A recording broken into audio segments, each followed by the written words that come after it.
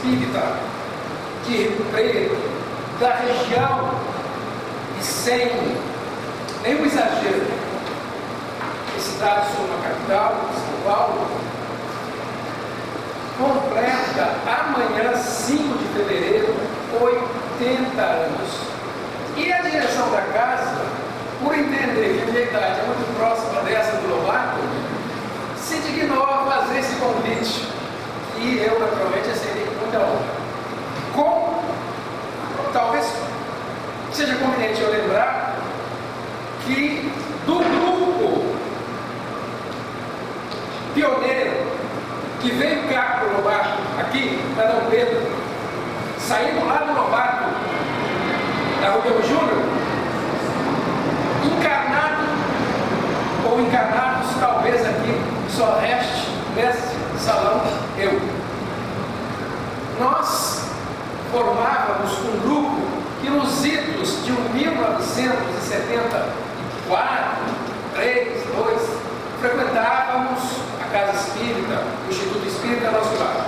E este grupo, constituído de cerca de 9 famílias, 9 confrades, com as respectivas esposas, filhos, irmãos, cunhados, resolvemos deixar a casa para nos dedicar numa frente nova, uma frente distinta, diferente, e elaboramos um documento que recebeu o nome de Manifesto dos Conselheiros, e nesse manifesto exaramos alguns pontos, alguns detalhes, alguns itens para os quais pedíamos a atenção da casa. E caso a instituição não os aceitasse, com respeito, com muita atenção, nós nos retiraríamos para experimentar nós próprios a nossa sorte no movimento. E tal qual esperávamos, a direção para nós, vamos com Deus. E foi o que aconteceu. Saímos do grupo e lá e ficamos à deriva. Éramos 9 famílias acostumadas à lide diária, semanal, hebdomadária, como se fala. E de repente estávamos em casa, não lográvamos um centro que coubesse, que comportasse o nosso grupo. Afinal de contas, 9 famílias importavam no mínimo 20 e algumas pessoas. E campeamos de cá, campeamos de lá, e chegamos a fazer algumas reuniões na casa de um dos líderes desse grupo, até que um dia o nosso companheiro Dorival Pavim, um dos líderes desses 9 confrades, por força de sua frequência ao movimento espírita municipal, a UMI, encontrando o amigo, confrade, companheiro, a grande figura que foi José de Faria, disse a ele do nosso desativo, sem casa, abandonados, à deriva. Ele disse: por que vocês não vão lá no Lobato, lá na Rubem Júnior?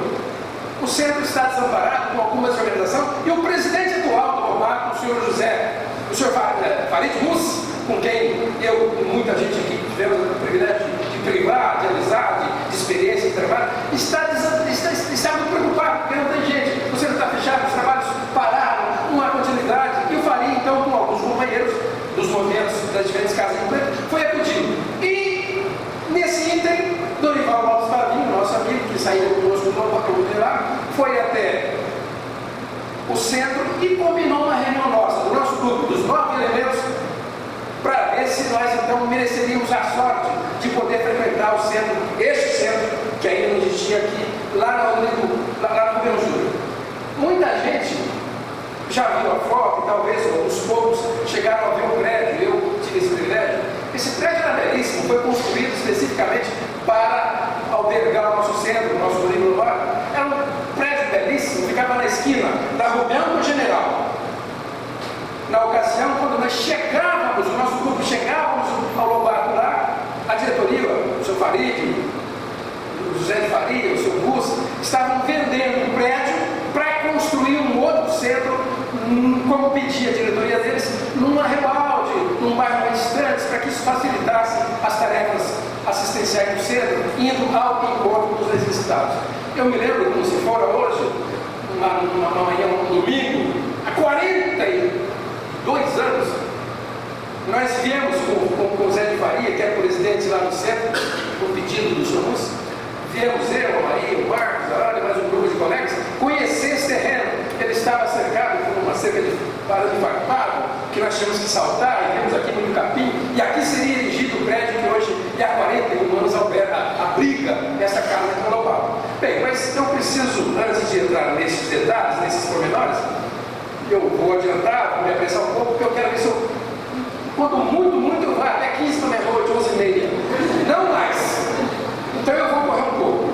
Eu preciso dizer o seguinte: eu tenho um amigo de muitos anos, amigo de profissão, matemático como eu, trabalhamos anos na Unesp, em espírita, e me intrigava uma estratégia que ele a tinha como verdadeira, e eu morria de inveja, uma inveja boa, que ele chegava nas palestras de matemática, pelo menos naquelas às quais eu pude assistir, ou nas palestras espíritas, e ele sempre começava a palestra assim: gente, vinha eu para essa casa, quando eis que de repente o seguinte fenômeno, a seguinte ocorrência, o seguinte fato, o seguinte se passou, e então, com base nesse fenômeno, eu vou mudar o título da minha palestra e vou fazê-la baseado nessa. Eu falo: meu Deus, comigo não acontecem essas coisas. A molecadinha da matemática babava.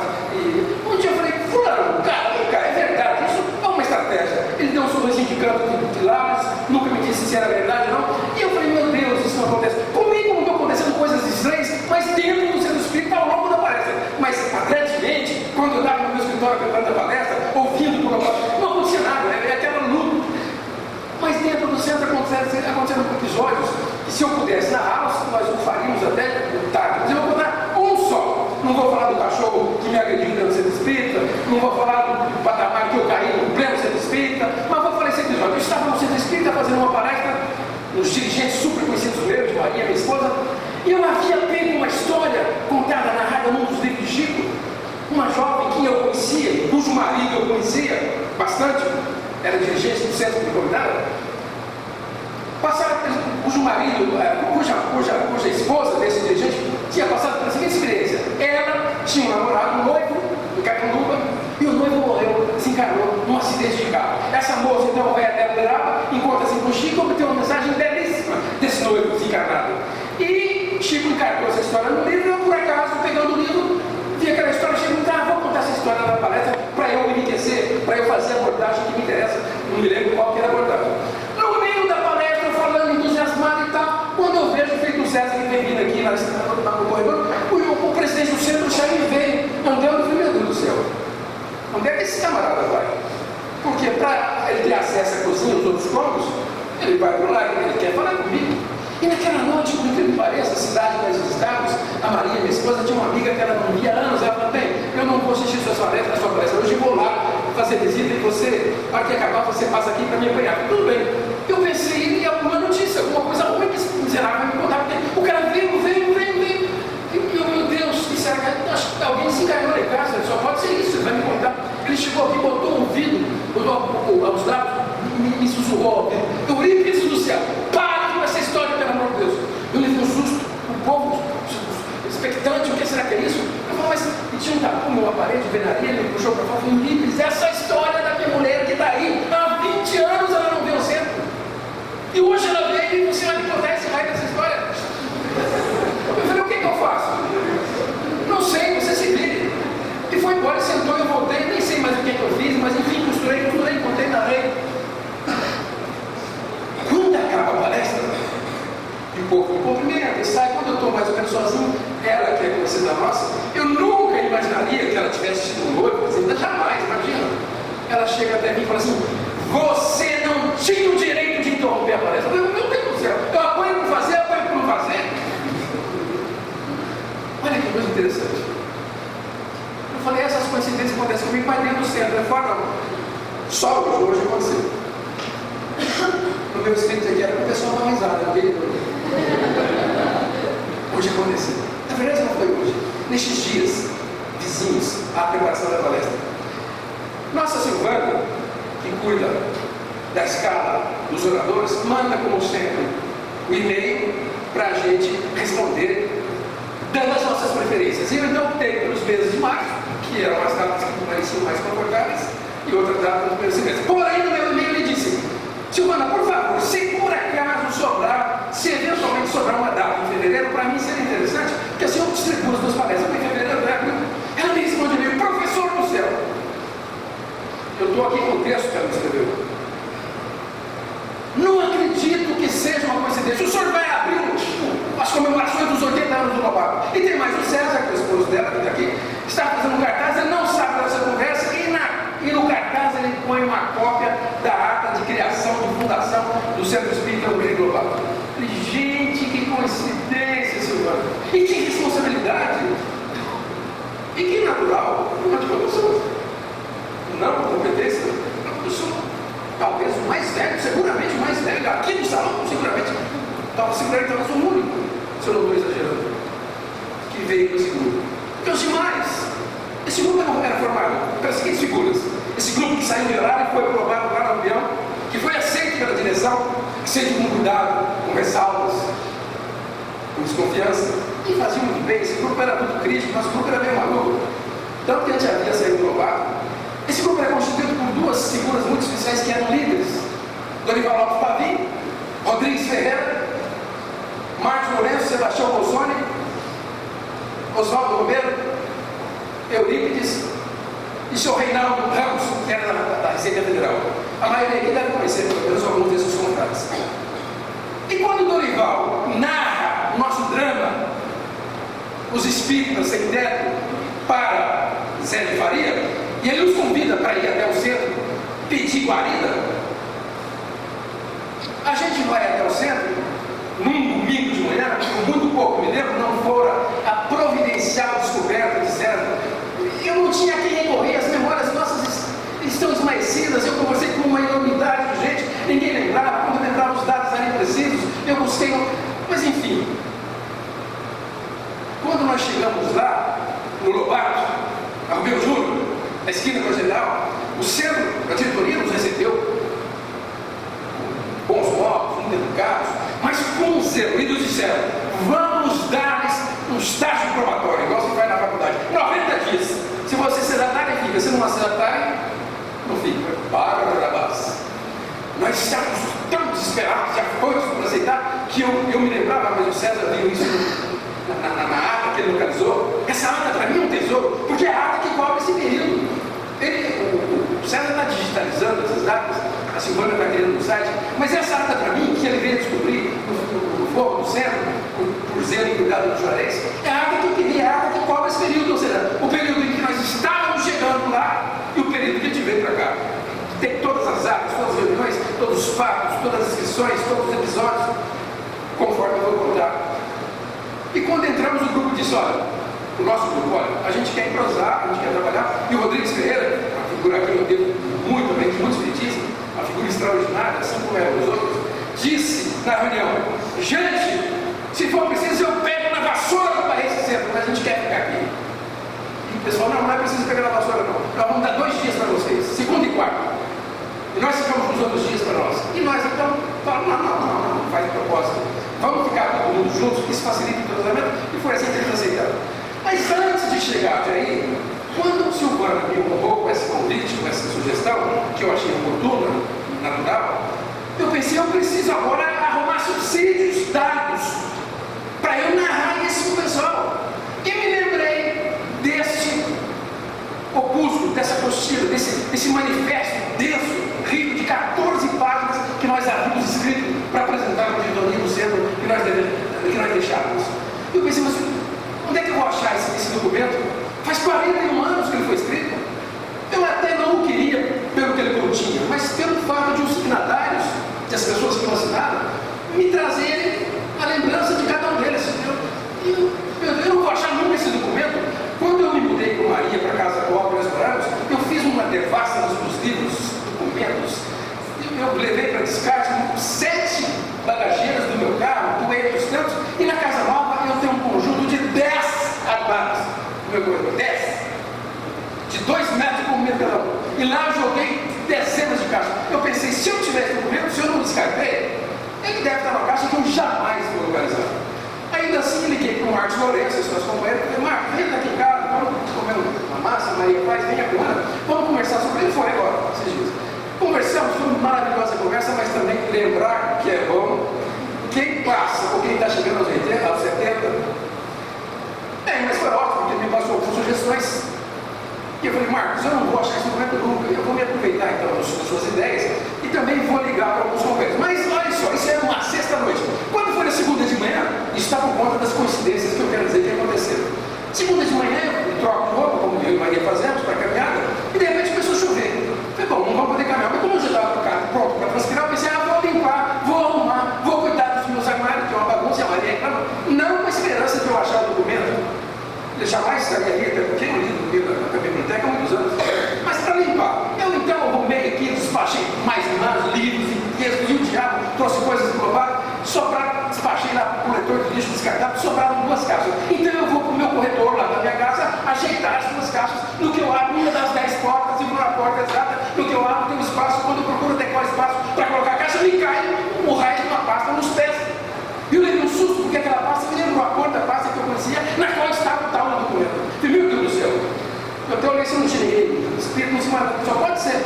Abra a pasta rapidamente e encontro na primeira face o raio do documento. Levanto o documento, um módulo extraordinário, escrito aos modos do resto, desse estudo de cinema da doutrina escrita, mas é bem mais antigo, uma apostila, que era uma sequência, uma série de trabalhos da Sociedade Espírita, e essa apostila era sobre o centro espírita, que era o tema que eu queria abordar. Eu já havia dito para o Marcos, eu havia dito para o senhor, eu vou falar sobre o centro espírita, essencialmente eu quero falar sobre aquilo que o senhor chama de as dimensões espirituais do centro espírita. Nós conhecemos as dimensões físicas e as espirituais, eu vou falar sobre isso.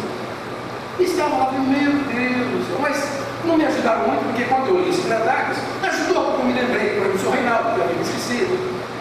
Então eu resolvi naquela manhã ligar para o Dorival Lopes Parim, que era um dos líderes desse grupo. E ele falou, eu me lembro muito pouco, é tão triste. Mas por que você lembra tão pouco? Porque eu me mudei para Curitiba, assim que nós íamos para o Lobato da Rubem Júnior, logo em seguida fui para Curitiba. Então eu vou ligar para o Rodrigues Ferreira, liguei para o Rodrigues Ferreira. Rodrigues, não lembro mais. Aliás, o que ele lembrou também não correspondia à verdade. Eu falei, Rodrigues, eu quero saber uma coisa. O Adalmiro, o grande Adalmiro, nosso amigo, pessoal meu, de muitos que estamos aqui, quando é que ele chegou ao Lobato? E o Rodrigues falou, chegou ao Lobato convidado por mim, e é verdade. Mas 2 anos depois nós estávamos aqui no Lobato, na ata que o César me conseguiu, consta lá que o grupo que foi falar com a diretoria do Lobato, para que nos aceitasse, estavam lá, esses 7 que eu falei, ainda o seu Ayrton com o Gancho, e ainda o Adalmiro lá naquele grupo. Portanto, o Adalmiro juntou o seu grupo antes que essa casa fosse construída. Então o Rodrigo me ajudou muito. Eu falei, meu Deus do céu, eu preciso de informação. Aí conversei com o Marcos Veiga, com a Silvana, com o próprio César. Aí vieram algumas ideias, por exemplo, eu me lembrei da dona Jandira Lopes de Carvalho, que era a vizinha nossa, uma grande colaboradora lá no Lobato. Lá. Eu queria encontrar pessoas as quais nós topamos lá no Lobato e queria saber quais delas vieram para cá. E me lembrei da dona Jandira, Maria Cedro, falei, vou falar com ela. Aí pesquisei, busquei na internet, lista telefônica, eu tenho o nome dela, me lembro, achei endereço, achei tudo, mas o telefone não atendia. Falei, meu Deus, o que é que eu faço? Me lembrei da dona Guaraci, que frequentou vocês aqui muitos anos, estava com o Marcos. A dona Guaraci falou, olha, quem pode falar é a dona Cida Porto. Eu liguei para a dona Cida Porto.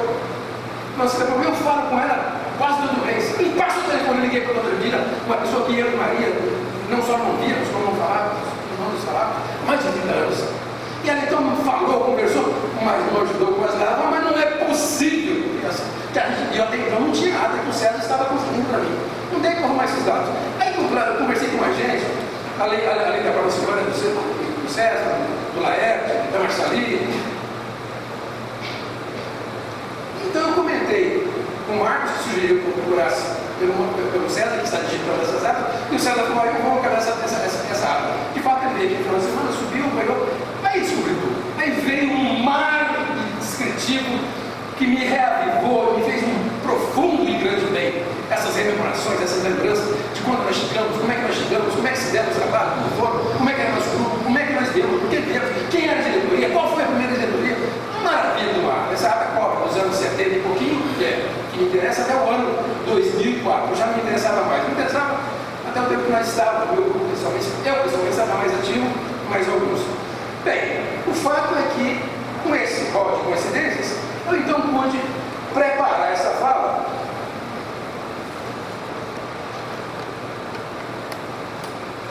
com base nessa descrição e nesses contatos aos quais eu aqui estou me referindo. Eu falei, inclusive, com o seu Aldair. O seu Aldair, muitos aqui vão se lembrar, hoje ele está lá com o Marcos Lourenço, governo de Carvalho, mas o senhor Altair, eu descobri, aliás eu sabia, mas confirmei, o senhor Altair, esse amigo nosso, frequentou o Lobato lá na Rubem Júnior, esquina com a Geral, desde os 8 anos de idade, assim como a mãe da Marcelina, a dona Leontina, assim como frequentavam lá a dona Felismina, a dona Neide, o Zusa, a dona Veneranda. Mas quando nós chegamos lá, a maioria dessas pessoas não estava mais lá, porque o centro estava bagunçado. Farid, quando pediu ajuda do Zé de Faria, o Zumus, quando pediu ajuda do Zé de Faria, falou: pelo amor de Deus, o centro está desorganizado, as pessoas estão demandando, não há como mais. Então esse pessoal acabou indo para o João do Amaral, para o Kardec, para o centro. Então me interessava muito. Aí eu liguei, por exemplo, para o senhor Altair falou: olha, eu frequentei lá a mocinha, depois me afastei, então não posso te ajudar também. Quando eu voltei, o Lobato já estava lá onde é hoje, na Dom Pedro. Mas enfim, eu sou muito agradecido a Deus por essa oportunidade, disso que eu chamo dessas rememorações. A palestra, antes de entrar nas discussões que agora vai interessar para nós, em termos de Lobato, que eu havia preparado, que eu havia pensado em fazer, era uma palestra onde eu pretenderia puxar, que de todos não é incompatível com a sua do Lobato, temas como, por exemplo, os conceitos que Emmanuel, que Divaldo Franco, que Herculano Pires, que Kardec, que Senhor de Calda-Chuva. Que conceitos essas grandes expressões do Espírita davam e dão aquilo que se chama Centro Espírita? Existem imagens aqui interessantíssimas. Por exemplo, Emmanuel chama o Centro Espírita de célula de disseminação do Espiritismo. Divaldo chama de célula máter da nova sociedade que está por emergir. Herculano Pires compara o centro feito um espelho côncavo, cujas atividades se convergem num foco só, que é naquilo que é precífico na doutrina espírita, a sua vivência, a sua divulgação. Espelho côncavo que ele compara aqui, sabe? É o espelho que a gente usa no carro, né? Os raios, quando vem e atinge o espelho, os raios são refletidos, de modo a convergirem todos para o foco. Quando a gente vai ao dentista, quando bota aquela luz em cima do dente da gente, aquela lâmpada, tem um espelho que é chamado côncavo, e as luzes convergem para o foco. Ele bota o foco no nosso dente, ele enxerga melhor do que qualquer luz. Parece uma luzinha fraca, mas está toda ela concentrada. Ele fala aqui, Herculano Pires, o espiritismo é um espelho côncavo, mas olha, por exemplo, Kardec fala na importância dos centros pequenos, dos centros modestos. Sueli fala nesse livro sensacional, que era a minha intenção, antes desse episódio todo, abordar dimensões espirituais do centro espírita, Sueli Calda-Chuva. Mas eu não vou poder fazer, e quero fazê-lo futuramente. Depois eu ia fazer, nesse papo que eu tinha preparado, antes algumas curiosidades como, por exemplo, qual foi o primeiro centro espírita do mundo? Claro que foi criado por Kardec. Qual foi o primeiro centro espírita do Brasil? Quais são os centros espíritas mais antigos do Brasil? Há curiosidades aqui interessantíssimas, como, por exemplo, o Brasil tem hoje cerca de 13 mil centros espíritas. Metade dos municípios brasileiros não tem centro espírita. Os centros mais antigos de Rio Preto são o Kardec, a Associação de Beneficência Espírita Consolador, o Lobato. E um dado interessantíssimo, que eu vivi pessoalmente, eu nasci em Macaubal, e meus pais eram espíritas, e moravam no fundo do centro espírita, por incrível que pareça, e eu conversava com isso, sobre isso com o César, e ele fez uma colocação que eu não tenho outra razão. Como é que pode esse povo inculto, incipiente, inexperiente, sem vivência espírita, fundar um centro espírita com o nome, por exemplo, de Viana de Carvalho, um dos maiores divulgadores e polemistas da história do movimento espírita brasileiro, perseguidíssimo pelo governo, era dinheiro, o governo mandava para o Nordeste, para o Sul, o Rio, para a Argentina, Niterói, por perseguição. Quanto mais mandavam para falar, mais empregavam disseminados espíritas. Pois não é que em Macaubal, uma minúscula cidade, os caras, meu pai, os tios, a família espírita, fundaram o centro espírita e deram o nome ao centro espírita, Viana de Carvalho. O homem que estava quase vivo. Viana de Carvalho desencarnou em 26. O centro de Viana de Carvalho foi fundado em 30 e pouco. E aí vem alguns adeus. Tudo isso, com todo esse serviço, com todas as atividades, com todas essas benesses decorrentes da prática da vivência do espiritismo, não foi fácil para os espíritas escrever.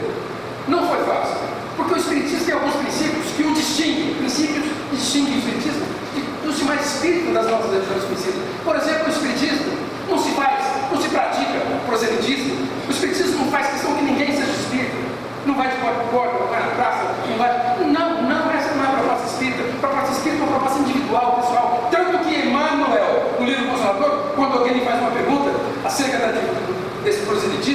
Ele fala assim: antes de você cogitar a iluminação dos outros, pense na sua própria iluminação. Essa é a proposta espírita. Nem tampouco no centro espírita nós buscamos desvios ou nos deixamos vencer por desvios. E lamentavelmente é um risco que nós corremos, o risco do assistencialismo, que é importante, mas não é mais importante, ou então é tão importante quanto a divulgação do próprio espiritismo. Emmanuel tem um ditado antigo, segundo o qual a maior caridade que se pode fazer pelo espiritismo é a sua divulgação. Eu me lembro aqui do episódio que eu aprendi lá no Rio de Janeiro ainda. É uma história, uma lenda muito curta, contada por um chinês, filósofo, conhecido. Ele dizia que um sujeito, lá no início dos milênios, havia se preparado para matar dragão. Os mestres dele, lá no convento, o ensinaram a matar dragão. E ele, por 3 anos, tornou-se um mestre na arte de matar dragão. Sabia matar dragão como ninguém. Mas que frustração. Quando ele saiu para a rua, não tinha dragão. A lenda para aí, a lenda. E se presta às nossas elucubrações. Cada um de nós agora fazemos as nossas deduções. Mas vem por trás da lenda um dos maiores matemáticos, filósofos matemáticos da história moderna, contemporânea, desencarnado há pouco tempo. Eu conheci como matemático de obras dele, chamado Reneton. Reneton, com sua habilidade, preencheu assim. Então ele resolveu ensinar os outros como matar dragão. Isso me lembra exatamente o que muitas vezes acontece conosco nas várias áreas das nossas profissões, até no momento espírita ou religioso modo geral. A gente quer se reformar, a gente luta desesperadamente para cuidar da própria reforma íntima e pessoal, mas é muito difícil. Então basta fazer palestra para ensinar os outros a reformar-se a si próprio. Vou matar meus dragões. A gente descobre que não tem dragão. Tem, mas eu não os reconheço. E agora o que eu faço? Eu aprendi, isso é espiritista há muitos anos. O que eu faço? Ensino os outros a matar os dragões dele. Isso não tem sentido, se tem, a gente foge dele. Certos edicionistas que também prejudicam muito a divulgação. Com tudo isso, o espiritismo, os centros espíritas cumpriram esse admirável papel por meio da Federação Espírita Brasileira e dos centros disseminados no país inteiro. Simonetti fala, por exemplo, maluquices. Ele tem um livro chamado Para Rir e Refletir, onde ele conta as maluquices mais doidas que as pessoas praticam nos centros espíritas. Ele fala, por exemplo, que ele conheceu o centro espírita. Assim que ele entrou na sala de passo, o espelho, desses espelhos de coral que as pessoas põem, ele conheceu aquele espelho e falou: o que é isso? Aí o dirigente explicou, mais Kardec, portanto, do que o próprio Kardec. Esse espelho a gente não põe aí, não sei onde é que ele leu isso, para que os espíritos, quando passem aqui em frente, saibam que estão desencarnados. Aí o Simonetti falou: mas como é que ele sabe? Ele olha no espelho e não se vê refletido. Aí o Simonetti falou: você de perto, vai que não me deixa. Quem é que disse isso? Que maluquice é essa? Ou então, eu não quero denegrir, mas quero contar como é que nós somos organizados. Começo por mim, pela minha incipiência, mas eu frequentei um certo, eu e Maria, eu fui fazendo uma palestra no centro. Eu não os critico, mas acho que é o caso a gente estudar um pouco mais. Assim que eu cheguei ao centro, nunca tinha ido, eu e Maria vieram uma varandinha antes de entrar na sala, vieram um grupo de pessoas e falaram: não, o senhor vai primeiro tomar um banho de higienização espiritual. Banho de higienização espiritual? Eu não estou sujo. Não, esteja no estejo, não, vem, vai para o estejo. Não, porque isso. Meu netinho, no dia que eu estava pelas ruas, meu filho e minha filha foram para a Europa e deixaram os netos conosco. E ele adoeceu. Puxou a perninha. Ai, meu Deus do céu, pensei, o que a gente faz? E como eu tinha os endereços dos médicos, falei: vamos levar no médico, e não vamos contar para o pessoal que está na Europa. E quando eu apanhei para cima, falei assim: Sr. Francisco, nós vamos levar no médico. Ele falou assim: levar porque eu não estou doente. 3 anos. É igual, eu quase falei com você, mas eu não estou sujo espiritualmente. Imagina que não. E se estiver, não vai ser esse banho de higienização espiritual, porque eu não sei quem é que está me dando esse banho. E ele fala de trajes, trejeitos, e fala de perseguições que os espiritistas sofreram. Os centros espíritas foram apedrejados. Carajur conta lanças incríveis da esposa esperando o nenê, quase teve a casa invadida. Há um episódio interessante. Quando o Chico escreveu o Parnaso em Duplo, o primeiro livro espírita que Chico psicografou foi o Parnaso em Duplo, uma coletânea de poemas, 250 poemas, com 60 poetas, 14 brasileiros, 50 anos portugueses. Quando ele escreveu, um conhecido dentro do Uberaba pegou aquele calamaço, eu tenho, quem não tem, passa, aí o centro dá uma olhada. O colega dentro do Uberaba ficou entusiasmado, apanhou aquele calamaço e levou para um professor de português da cidade, que não era escrito, para mostrar: olha que maravilha esse livro, um livro espírita psicografado por Chico, com essa coletânea de poesias. O camarada que era espírita, professor de língua portuguesa, deu uma olhada e falou assim: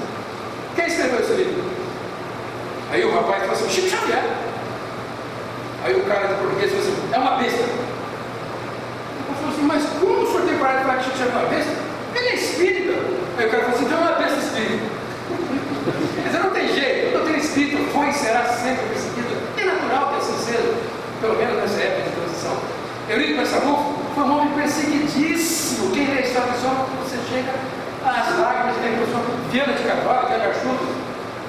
Bom, tudo isso e rapidamente para nós entrarmos no que nos interessa.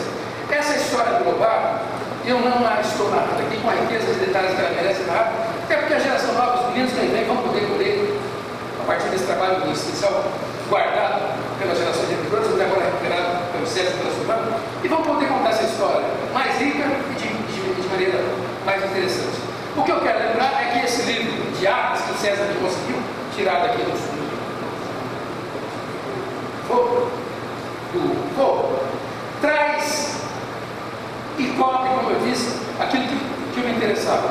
Primeiro, lá eu descobri que o grupo que saiu do Guelar para vir para o Lobato, na General, na Romeu Júnior, para vir para cá, era composto dessas pessoas que estão aí: Dorival Alves Pavinho, Rodrigues Ferreira, Reinaldo Ramos, Oswaldo Romero, o senhor Alírio Peixe, que era funcionário da Receita, o Sebastião Bolsonaro, irmão da Márcia, irmão da Ana, cunhado Marcos Lourenço, Adalmiro e eu.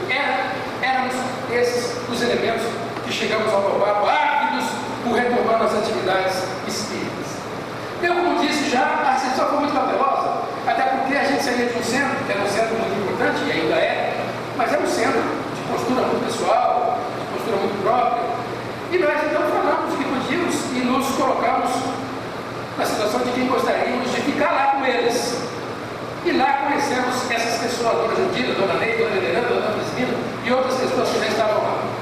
Nesse dia, nessa reunião a qual eu me referi, que nós fomos lá pedir essa guarida, o pessoal disse: não, tudo bem, nós vamos contribuir esse mundo e guardar para vocês. Nós executamos a ideia, então nós queremos misturar os grupos para a gente se organizar. E o pessoal disse: então você tem 90 dias. Mas vejam como é que um grupo, os espíritas somos meio maduros. Esse fato, essa reunião com a diretoria, onde nós 9 fomos, foi dia 13 de abril de 1975. 13 de abril, maio, junho.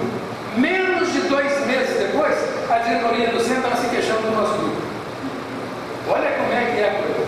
Se queixando, com modos, mas se queixando. Depois eu mostro que sentido. Aí eu pude consultar as atas do dia de 2006, de junho, de julho, de agosto, desse ano 75. E aí eu fiquei sabendo, nós ficamos sabendo que o senhor passava por problemas, foi quando pediram socorro, portaria, e mais o senhor Benedito, mais um grupo de colegas que foram ajudar. Eu me lembro que o GC, estava na não me lembro do episódio, não me lembro mais, mas estava lá. O senhor José Transou, não me lembro dele, do Zélio Santos, me lembro dele. Eles chegaram a cogitar e nos dar um prazo. Esse pessoal está muito complicado. Vamos dar um prazo para eles. Se eles não se adaptarem, eles que vão procurar outra casa. Quer dizer, está tudo ligado. Se eles não se adaptarem, vão procurar outra casa. Mas conseguimos tocar. E nesse ínterim, Zé de Faria, que já era presidente, Zé de Faria tinha uma casa de construção de material ali na rua Antônio de Goiânia. E ele construiu esse centro com uma agilidade, uma celeridade impressionante. Ele então estava refazendo o estatuto do centro e tinha colocado o centro do Lobato, o prédio lá dentro. Nós acompanhamos todo esse processo. O centro acabou sendo vendido para o grupo da AFA. Muitos aqui vão se lembrar que lá era, não sei mais o que é hoje, o grupo da AFA, eles comprou e construiu o prédio. Eu cheguei na faculdade, como a nossa faculdade cresceu muito, nós não tínhamos mais espaço, nós chegamos a dar aula lá para a sala deles, só nos anos 70. Muito bem.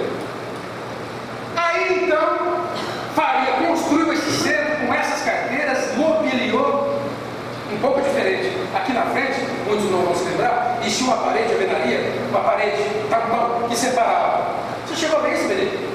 Que separava o salão da diretoria, da biblioteca e da salinha de conversas. Hoje nós não temos essa salinha, só temos a biblioteca.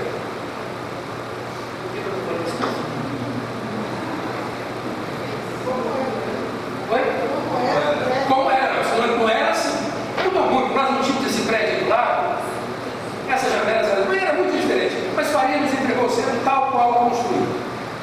E já a diretoria do Lobato, o Zé Faria, o seu Mussi e os demais membros vieram para esse prédio e realizaram 2 reuniões daquela diretoria. Nós só com assistência. Nenhum de nós tinha cargo nenhum. Era a combinação.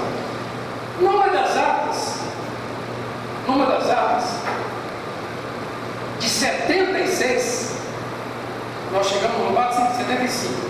Mudamos para cá no dia 13 de dezembro, ainda de 75. Esse ano de dezembro é muito significativo para mim e para o Marcos. Para mim, porque a Maria nasceu a nossa filha, não entendeu nada, em agosto de 75. E o filho do Marcos, o Weber, nasceu no dia 13 de dezembro de 75, no dia da inauguração. E depois que nós havíamos discutido, chegamos à conclusão que quem deveria fazer a palestra aqui dessa tribuna e fez era Richard Simonetti. A diretoria veio, mas não frequentava o Lobato, tá? Não tinha muito interesse em frequentar, o pessoal foi se afastando. Alguns diretores daquela diretoria chegaram a pedir desligamento.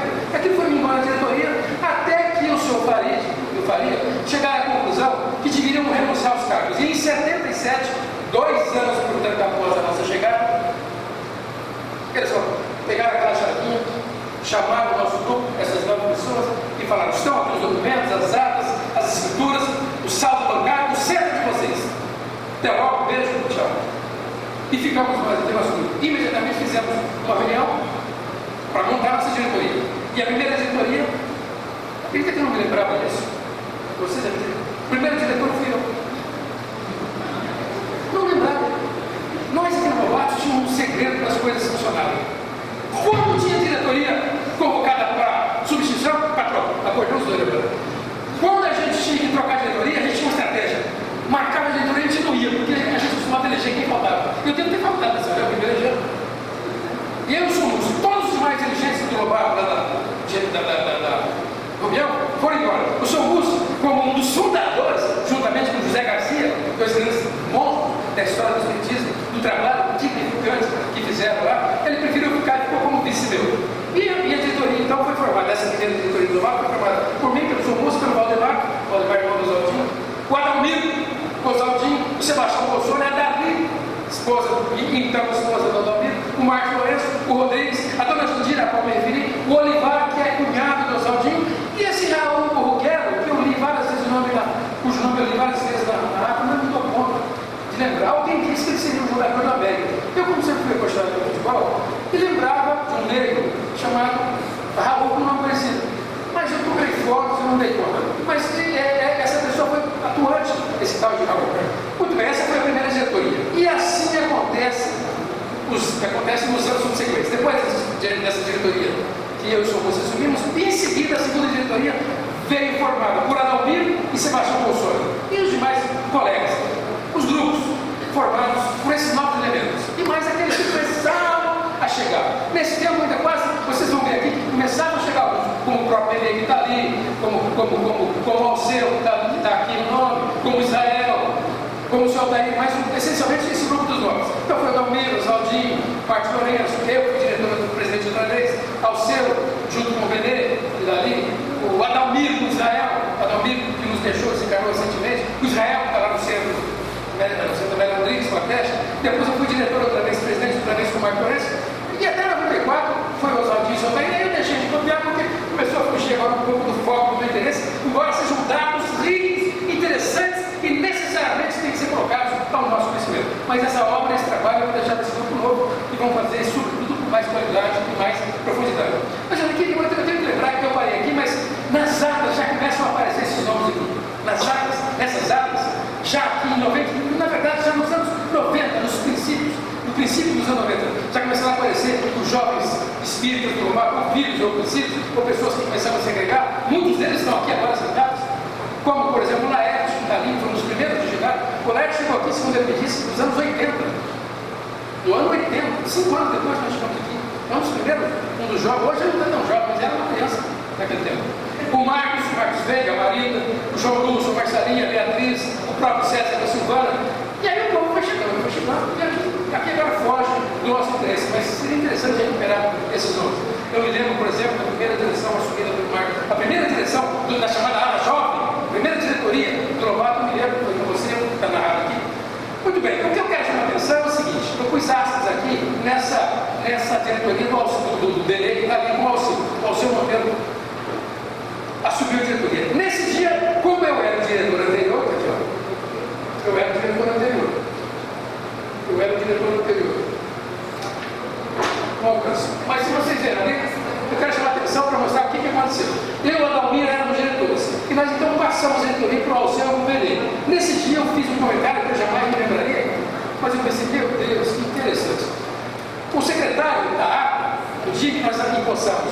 Benê ao céu, escreveu a seguinte frase, que teria sido pronunciada por mim, que era o presidente estava deixando.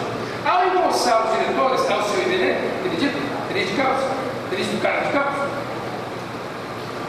e demais confrades, o diretor, no dia 8 de dezembro de 86, gestão 87 e 88, o presidente em exercício, Eurípides Alves da Silva, assumindo a palavra, olha que interessante, também de verdade, traçou um quadro histórico do Centro Espírita Renovado desde os anos 73.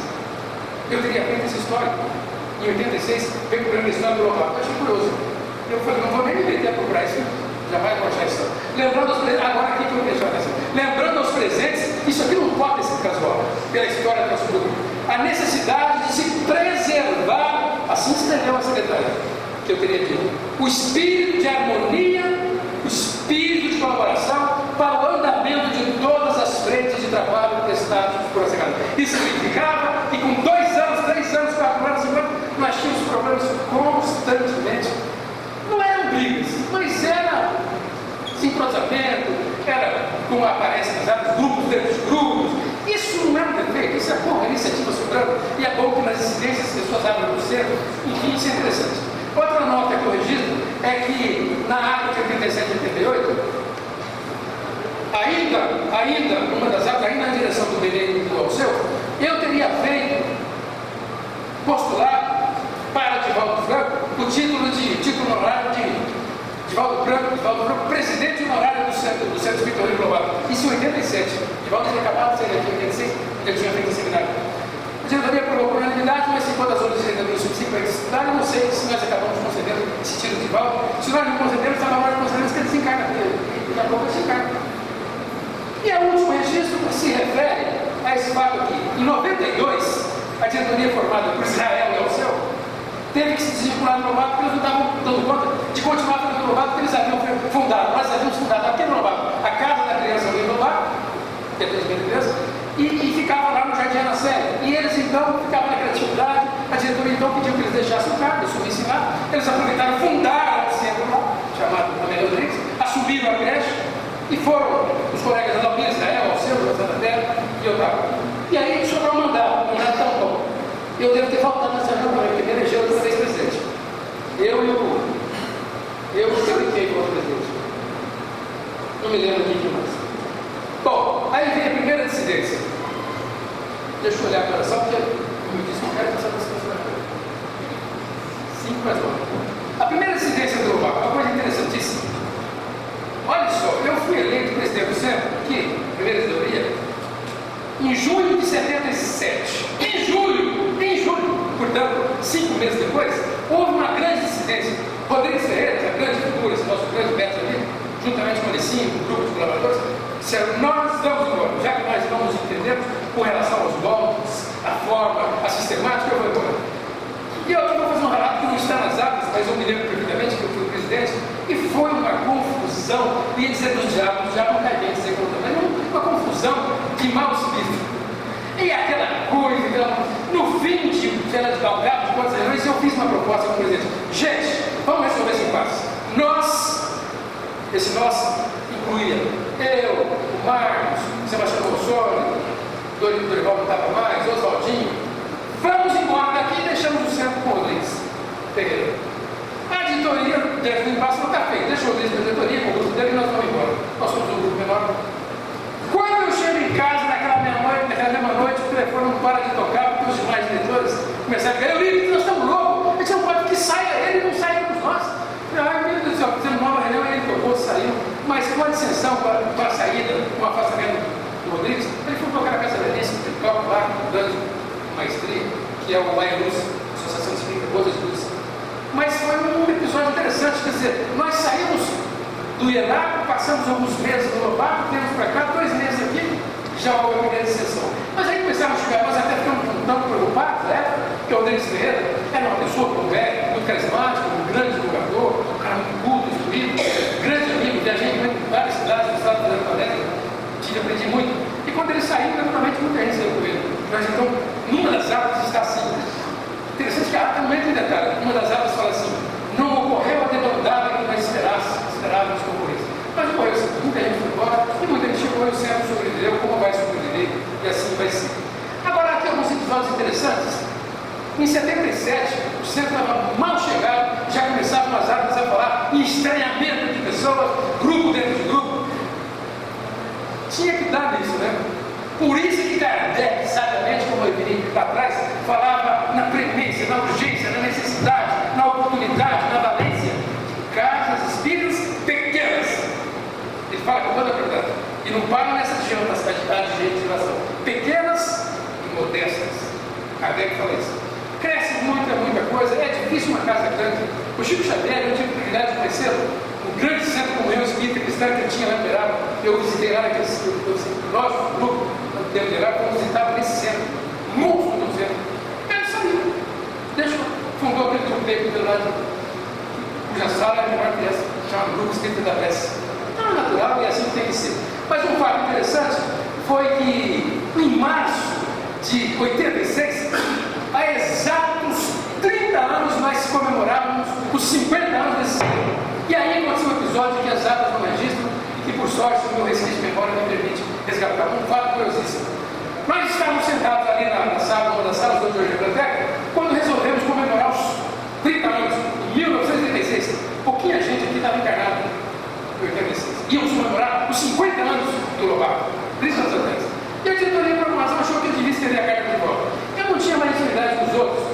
Eu e Maria, eu assistia muito, eu persegui em várias cidades, em São Paulo, enfim. Mas eu não tinha intimidade de conversar poucas vezes, talvez 12 vezes eu conversei com ele. Não, mas você escreve. E eu, mais ingênuo do que hoje, escrevi uma carta assim: querido irmão Divaldo, nosso centro e tal, 50 anos e tal, gostaríamos que você viesse ao centro e nos brindasse com uma palestra no sábado à noite e no domingo seguinte um seminário lá no Lobato ao longo do dia. Ele me respondeu. Carta que pouca gente se lembra, era um papelzinho que põe no envelope, tinha uma casa chamada Correio, a gente punha até aquele tempo. Me chegou pelo correio a resposta dele, mas me acabando comigo. Você é muito ingênuo, ele me disse. Como é que você tem a coragem de me propor uma atividade dessas? À noite uma palestra e o dia seguinte o seminário? Você acha então que eu tenho energia para isso, para fazer com que a casa? Rapaz, eu falei, agora, anos antes, o primeiro contato que eu tive com ele foi no Delado. Ele veio fazer uma palestra e no domingo de manhã, quando ele ia embora lá no Delado, que Ricardo tinha preparado um lanche, que tinha que pegar o avião, eu fiz até a prece, encerramento. Quando acabou a prece, ele se levantou para ir embora. Eu falei, Divaldo, um minutinho só. Ele parou, ele falou assim: eu estou com pressa, porque eu vou apanhar o avião. Eu falei, não, mas ele é rapidinho, com esses 2 minutos.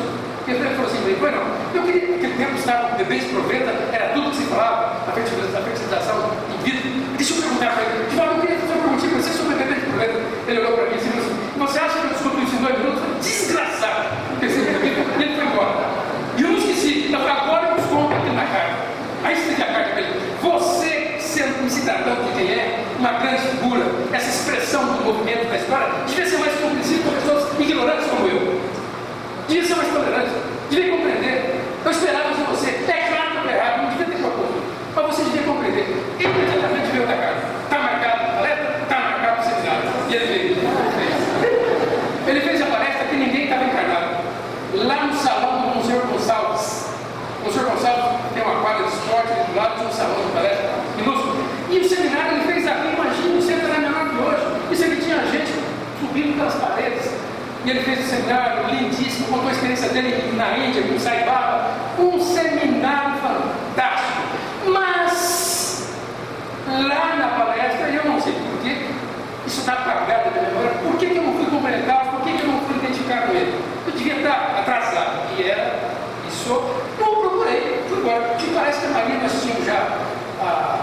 Nós estávamos esperando a Michele. Você estava esperando a Michele.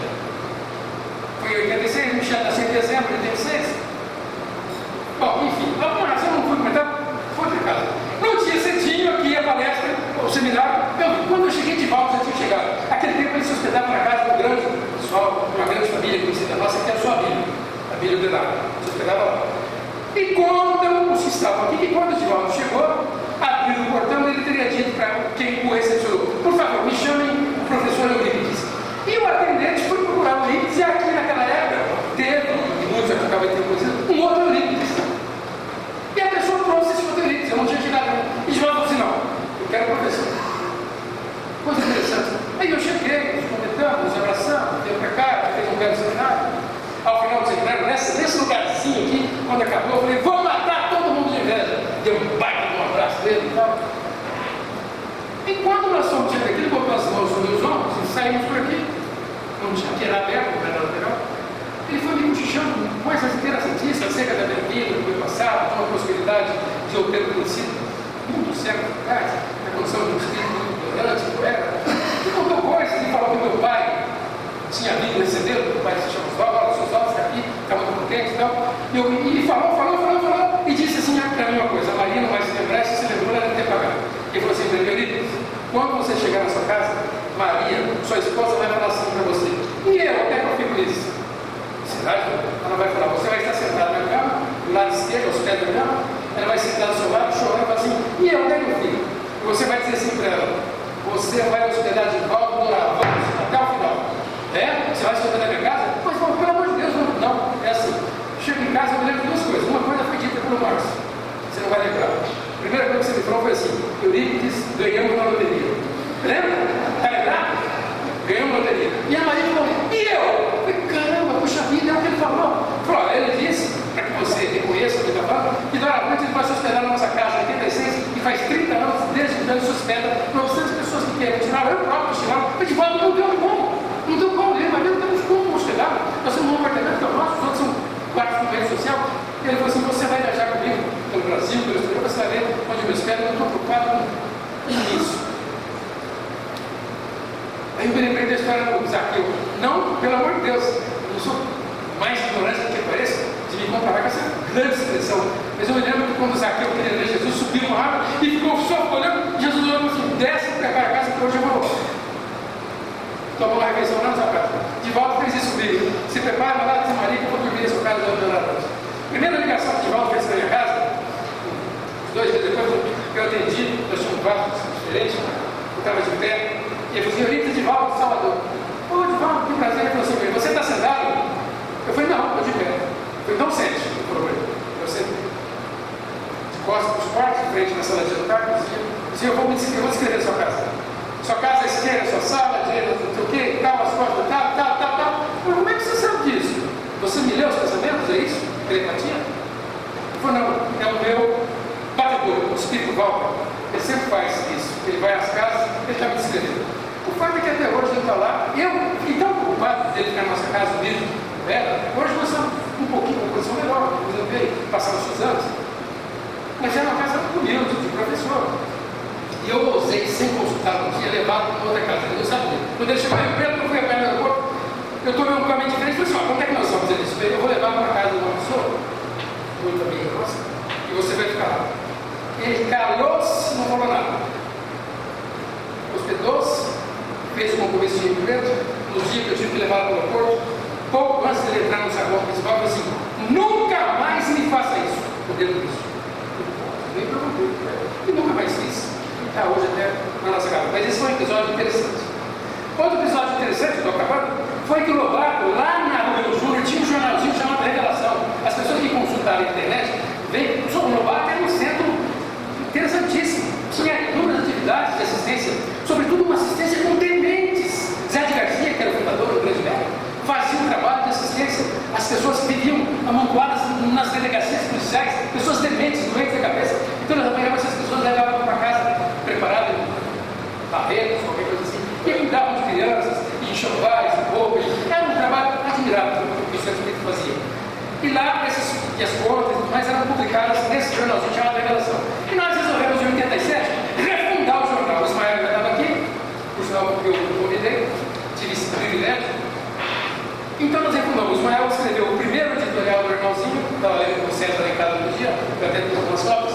E o primeiro artigo foi um artigo meu, dessa publicação. Esse artigo que eu escrevi se chama 3 resumos ao aluno. E ele se reporta a um trabalho que o Lobato fazia. O Laerte aqui estava lembrando de inúmeros trabalhos essenciais que nós fazíamos. Um desses trabalhos, além de criança, farmácia, comida, era um trabalho de visita participada, era um trabalho no lixão. E nesse dia, o Benê estava comigo, inclusive, ele vai se lembrar disso. Nós visitávamos pessoas numa miséria total, catadores de lixo que viviam dentro do lixão. E depois de várias peripécias, que hoje eu não quero voltar para o meu lugar, quero narrar o seguinte: quando nós chegamos para uma casa muito pobre, mas uma mulher de um zelo impressionante, dentro da favela, essas coisas, ela botou umas bandeirinhas que o pessoal usava de redes chutou do outro lado, mexia com a carpete, e a menininha dela, uma filhinha de 9 anos, estava fazendo a tarefinha de matemática em cima de um caixão de sabão, com a toalhinha branca, com o caderninho lá. E eu, quando me debrucei para ver, vi que era matemática e vi que ela fazia uma tabuada. Ela tinha, do lado esquerdo da boca, parece que ela tinha uma bola de bilhar, desse tamanho, de 2 dedos. Eu virei para o de novo, nós tínhamos, o grupo ia advogado, dentista, médico. Não, nós temos um dentista que vai ver aqui. E quando eu olhei, estava escrito assim, a tabuadinha dela, cabeça, 3 vezes 1 igual a 1. Aí eu falei assim, corrija aí, 3 vezes 1 é 3. Aí o pedreiro falou assim, olha que azar da menininha, um professor de matemática. Eu escrevi um ponto, mandei para Brasília no concurso, ganhei a medalha, foi publicado no livro, fui receber a medalha em Brasília, fiquei hospedado no hotel, escorreguei na cadeira em cima, fui cair lá embaixo, e ficou nesse livro, nesse jornalzinho. Esse jornal durou ainda uns 4, 5 anos, eu tinha usado esses exemplares dele. Mas enfim, vieram depois a fundação da nossa creche, na verdade era a Casa da Criança, que o Adalmir, e o grupo Israel, Alceu, João Santa Terra, Tavinho, todo o grupo, Sioca, transformaram numa creche e fundaram o Centro Amélia Rodrigues, foram para lá. Nesse ínterim, houve o desligamento da diretoria, eu assumi esse mandato tão bom. Aí vieram episódios que eu não vou narrar, pelo tempo da hora, mas nas nossas viagens, o Chico Xavier, o Lobato, teve a prática, nós íamos no amigo do Alceu, ou íamos de ônibus, nós visitávamos cidades espíritas, onde ele fomos várias vezes ao Verão, que está o centro do Chico. E lembrar que esse centro tem uma característica notável que o distingue, de certo modo, da maioria dos centros do país. Então, o centro tem uma vocação extraordinária para a disseminação, divulgação, a vulgarização da doutrina espírita. Houve uma época aqui nos 80, nós chegamos a ter 30 expositores. Era difícil esse esquema, calendário, porque não dava conta de chamar de fora tantos expositores dela. E outra coisa que era uma característica do Lobato, nós tínhamos uma filial em São Paulo, José Garcia, foi o primeiro presidente, falava que nós tínhamos um centro espírita, que era no Lobato, para lá, em São Paulo. Nós tínhamos a tutela do João Amaral, o centro espírita do João Amaral, que está ali na rua São Paulo, era tutelado pelo nosso. Nós temos um trabalho com a Verônica, que está aqui hoje, do centro, na casa dela, em Italhado, que a filha chamava de telhados. Nós somos em telhados, nós fazemos semanalmente um trabalho lá, depois a Valquíria passou para outra casa, fundamos esse grupo, depois viraram, e aí surgiu, começava um dia ali na nossa sala de visitas, chegou um senhor num humilde muito simples, parecendo um cavaleiro, uma pessoa parecendo lembrar dos pais, com uma escritura na mão, assim, essa escritura do Lobato. Como do Lobato? Esse centro espírita, no Paraná de Mendonça, pertence legalmente ao Lobato. Está aqui a escritura, assuma que eu creio que aqui está uma bagunça. O homem que cuidava parou, não tem mais centro, o homem que morava lá, assumiu, botou a tralha dentro de gado, de cavalo, aqui está uma bagunça. Aí nós fomos no nosso grupo, começamos a frequentar sábado a sábado, por anos a fim. Todo sábado, um grupo de nós íamos até Mendonça, seria uns 50 quilômetros, talvez, e fazia um trabalho, colocava até o dia que passamos para ele. Foi um episódio muito interessante. E nós trouxemos muita gente interessante para cá, lembro da mocidade, lembro do papel admirável que o Adalmir desempenhou na fundação, no acompanhamento da nossa mocidade, uma certa altura ajudada pelo próprio Laerte. Lembro desse trabalho pioneiro e marcante que a nossa mocidade fez, grande parte está distribuída para a região de Rio Preto. Lembro daquela mocidade admirável. E na década de 90 começaram a chegar as pessoas, muitos deles estão aqui presentes. Nós já começávamos, pessoalmente, nem todos, mas eu já começava a afastar um pouco, os novos assumindo grande propriedade. O Marcos Veiga e a Marcelinha, eu lembro que o Marquinhos assumiu a presidência logo em 2000. Eu estou falando de 20, estou falando de 16 anos. De 15, 16 anos. Mas você começou a frequentar aqui em Pelas Águas nos anos 92. A Marcelinha, o Laerte, a Beatriz, a Bia que está ali, são os chamados grupos da terceira geração, que vieram assumindo. O próprio João Lúcio está aqui, tem mais a Marcelinha, uma minoridade de pessoas que estão aqui, como a gente aqui, a Magali, sem citar os outros que estão lá no Marcos, uma série de pessoas, todos os que estão aqui, quem eu não esquecer? O próprio Márcio Irmão, a minha Maria, o Chico Marcelo, eu também fico aos nomes. Então foi um trabalho extraordinário que o centro desenvolveu. E eu espero que essa história não seja esquecida pela importância que ela tem para todos nós que a vivemos e para os que haveremos de sobreviver a